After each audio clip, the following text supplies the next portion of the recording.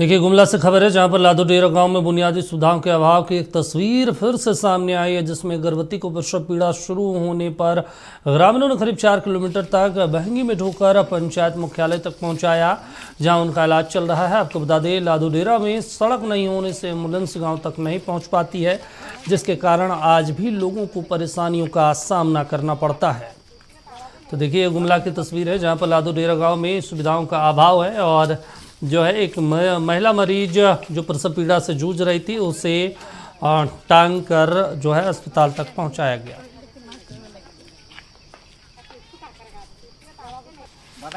चलिए, इस पर ज़्यादा जानकारी के साथ सहयोगी दीपक हमारे साथ जुड़े हैं। दीपक, आखिर माजरा क्या है और जो महिला की स्थिति अभी क्या है और ऐसे हालात अभी तक क्यों बने हुए हैं? जिला प्रशासन का कोई इधर नज़र नहीं आया क्या? जी बिल्कुल, देखिए दीपक, ये जो क्षेत्र पड़ता है ये पालकोट मुख्यालय से करीबन 18 किलोमीटर और बात करें गुमला मुख्यालय से तो करीबन 42 किलोमीटर की दूरी पड़ती है। और हालांकि ये जो एरिया पड़ता है ये चारों ओर पहाड़ों से घिरा हुआ है। हाँ। और आज तक यहाँ पहुंच पथ का अभाव है। हालांकि पिछले कई बार से ग्रामीणों के द्वारा स्थानीय सांसद हो या विधायक हो, जिला प्रशासन तक गुहार लगाई गई है, लेकिन अब तक इस क्षेत्र में सड़क नहीं बन पाई है, जिस कारण से लगातार जो भी खासकर बीमार जो होते हैं उन्हें इसी तरह से खाट में लाद कर लाना पड़ता है। ये पहली तस्वीर नहीं है, इससे पहले भी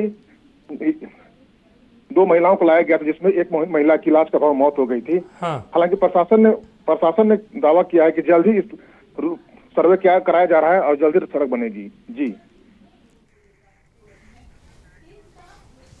चलिए, इस पर ज़्यादा जानकारी के साथ गुमला के सिविल सर्जन शंभुनाथ चौधरी जी हमारे साथ फोन लाइन पे जुड़े हैं। शंभू जी, आखिर माजरा क्या है? इतनी दिक्कत क्यों आ रही है वहाँ पे, जब महिलाओं को एम्बुलेंस नहीं मिल पाता है, टांग कर लाने को मजबूर है लोग? पैरू खड़िया के जो पत्नी हैं जी, जो कि बिलिंगबीरा पालकोट प्रखंड में पड़ता है, तो बिलिंगबीरा पंचायत के लादू डेरा में ये सूचना है कि उसको ये किया। वहां पर ना एक्चुअली मोटरेबल रोड भी नहीं है, तो जो हमारी एम्बुलेंस अगर पहुंच भी पाने के लिए वहां पर असमर्थ है। लेकिन अभी वर्तमान में वो जब अस्पताल पहुंची हैं तो उनका तो समुचित इलाज किया जा रहा है। अस्पताल अगर रोड होगी तो हमारा एम्बुलेंस भी वहां पहुंचने लगेगा। अच्छा, एम्बुलेंस के अलावा आप लोगों के पास कोई विकल्प नहीं है? क्योंकि जहाँ गुमला में ऐसे कई जगह पे है जहाँ पे अभी भी सड़कें नहीं है। सरकार प्रयासरत है कि ठीक है बन जाए, लेकिन तब तक तो कोई विकल्प निकाला जाए ना। मैं आपके माध्यम से ये बोलना चाहता हूँ कि एक्चुअली अगर जहाँ पर रोड नहीं है तो बिना रोड के पहाड़ी क्षेत्रों में, खास करके पथरीले रोड पर जहाँ पर कि ये संभव ही नहीं है कि वहाँ पर एम्बुलेंस पहुँच सके, तो वहाँ पर कैसे हम लोग एक कर सकते हैं। मैं इस पर बात करूंगा कि एक्चुअली उसमें एक तरीका है कि हम लोग मोटरसाइकिल पर एम्बुलेंस, एक मोबाइल एम्बुलेंस टाइप का एक हम लोग करवा सकते हैं। मोबाइल एम्बुलेंस करवाया जा सकता है, वहाँ पे खोला जा सकता है जो हेल्थ एंड वेलनेस सेंटर है।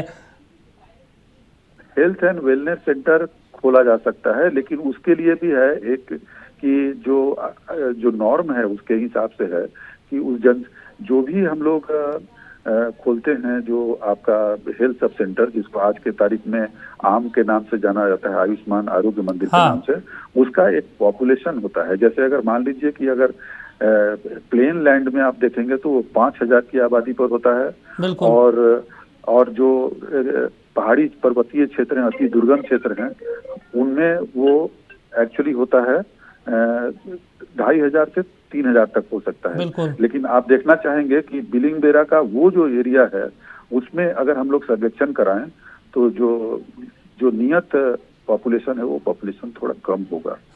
तो सर, कोई विकल्प तो हो सकता है ना? सरकारी सिस्टम में तमाम चीजें बदली जा सकती है, तमाम चीजें हो सकता है, प्रमुखता तो ये है ना कि लोगों का जान बचाया जाए। जी बिल्कुल बिल्कुल, मेरी भी यही प्राथमिकता है कि लोगों की जान बचाई जाए। इसमें विभाग को पहल लेना पड़ेगा, काहे कि कुछ ना कुछ इसके बारे में वे आउट सोचना ही पड़ेगा। चलिए ठीक है सर, शुक्रिया। उम्मीद भी है कि आप इस मामले में और इस समस्या को ध्यान में रखते हुए पहल करेंगे। बातचीत करने के लिए शुक्रिया आपका। तो देखिए, महिला को ढोकर पहुंचाया गया अस्पताल। हालांकि अब सिविल सर्जन साहब कह रहे हैं कि उन तमाम समस्याओं को देखा जाएगा, वहाँ पे एक मोबाइल एम्बुलेंस उपलब्ध कराया जाएगा। देखना होगा कब तक ये उपलब्ध होता है।